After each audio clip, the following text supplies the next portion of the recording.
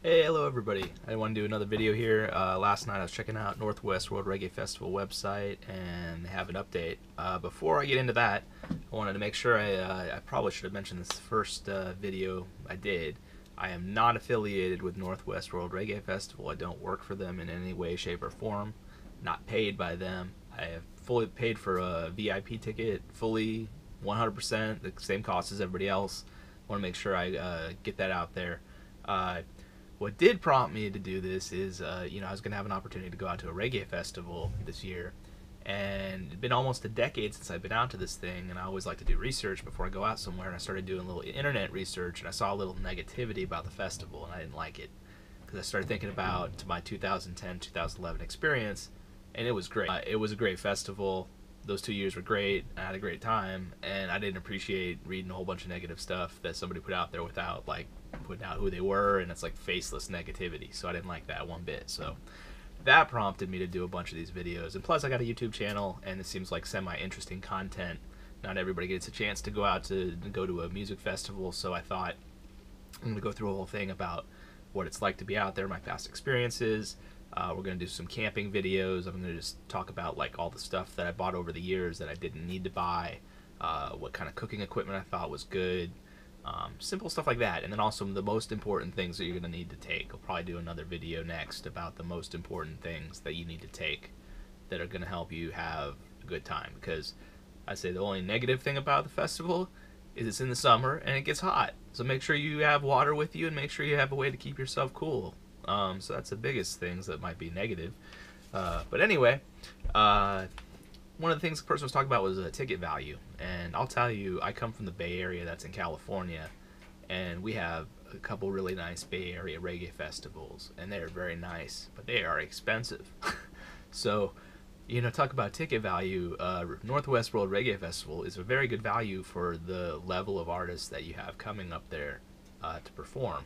So, because you have headliners, and every bit as good as any of the festivals that we have down here, the ticket price is substantially less. And I understand, I actually know a lady from Oregon who worked up there and then now works down in California, and she definitely told me the wages up in Oregon in general are not as great as California, even when you factor in the cost of living. So I understand that living up in Oregon, paying for bills, paying for a ticket to go out to a reggae festival, I understand it's expensive. But value-wise, it's a fantastic value. Hey, hello everybody. I just wanted to add a little extra. This piece is going to seem out of place because it is. I recorded it afterward. I've been walking, and if anybody's curious, do I actually use that treadmill desk? I use it all the time. This is my little workstation. Wait, I use my treadmill desk all the time. If anybody's wondering about it, that silly little thing I cut out, it actually works perfectly. So anyway, let's get back to it. I was talking about ticket prices, right? And I was thinking about it, and this year the festival's doing it through PayPal, and I guess depending on how you look at it, PayPal charges a 3% fee to the seller. So either the festival's eating the 3% or they're building into the ticket price. However you want to look at it, it seems like they're basically eating the seller fee of 3% to sell the ticket. Whereas a lot of places you go and you go to buy the ticket and the ticket price is listed, and then the people who are vending the ticket charge you a service fee on top of that, and then there's maybe even handling fees. Like, some of those people are ridiculous, some of the ticketing companies. So the fact that they're doing it through PayPal, that the festival's eating that 3%, and I'm thinking about that fee. Just the fee I'm saving, it worked out I couldn't go to the one that's closer to me in the Bay Area, and Bay Area is just naturally more expensive. But just that service fee is covering the gas for me to drive all the way up to Oregon. Anyway, and then the way I look at it, I'm even paying for the VIP because I really, I have two herniated discs in my back. So 2 herniated discs, so I got to be careful, all that walking and camping gear and all that stuff. So I pay the extra money for the VIP so I can go do these kind of things. And I was thinking about the layout of that festival ground and the fact that it's just basically a big grass field, and then it kind of has paths to go off into the woods that you can also camp. The entire area is like a huge VIP, because Sierra Nevada, that's a real nice level flat ground, but you're basically camping on where they all pasture the animals. So just think about that for a minute. What's even funnier is the volunteers are all sleeping like in the pens where they pasture the animals. So anyway, it's really kind of a funny sight. I always bring a tarp and then I throw it away when I'm done with it. But anyway, it's a great grounds. You know, it's in a very nice little town, and Sierra Nevada is awesome. But I think about those festival grounds up in Oregon, and it's a big flat meadow basically with grass everywhere. It's like the whole site is a VIP. But this one's even a little closer, and I'm guaranteed a campsite, so I don't worry about, anyway, it's worth it for the $200 from me. But I'm thinking about that $200 versus it'd be more than $200 for just a standard ticket closer to where I live, plus there's going to be a service fee on top of that. So those two factors right there paid for the VIP and my gas to come up from the Bay Area and stay in the VIP. And, not that I'm going to use all the VIP things. I paid for the ambassador pass, and I used the ambassador lounge one time. So just thinking about the ticket value, it's such a relative thing when you think about ticket price. And then you need to kind of always put it in context, because I'm thinking about it in the scale of the California prices, and everybody else is thinking in the scale of Oregon prices. And for me, just the fact that they're not charging me a service fee and the ticket price difference, it's paying for my gas and part of my food. So anyway, and the other thing I was thinking about too was back in 2010, 2011 when I went, and you're all going to have to leave in a comment if you remember, I want to say that 2010 festival was $80. If you were early bird and you bought an early bird, it might have been an $80 ticket, and they had some huge headliners. It was right in the middle of the financial crisis, and I don't know if the people were a little bit less expensive to pick up to perform in 2010 and 11 because those were not great economic years, but it was $80 I want to say, and that was a hell of a deal. I remember back then it was so cheap, I was able to pay for a Motel 6 for $50 up in Eugene to make the drive a little more doable for me. But anyway, I just keep laughing about complaining about ticket prices and how relative that is. But anyway, it's not for me to say, and money's money. But anyway, go do it, go buy it. It was a great time. I watched some of the videos from the festivals, the more recent years I didn't attend, and even the ones I think that they had at the other alternate site when they couldn't use Bob's Ranch. And it looked like it was great fun. So, and I'm looking forward to it. And so I don't know what the person's problem is. I think they got other agendas. But anyway, I did a whole bunch of these videos just kind of thinking about that, and I was really upset that it'd been 8-9 years since I'd gone, and the first bit of internet research I'd do, somebody had left some negative stuff, and then they'd been challenged, and they basically didn't defend themselves. So anyway, we'll leave it at that.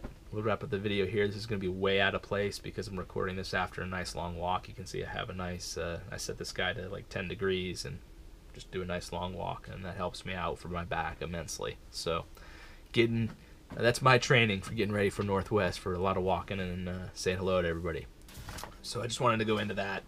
They didn't pay me, they didn't ask me to do these.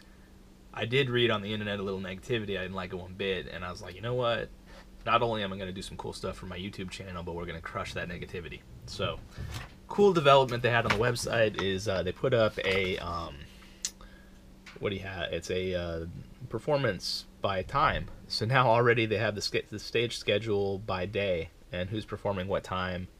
I'm gonna I'll do a screenshot a lot better than this printout that I did.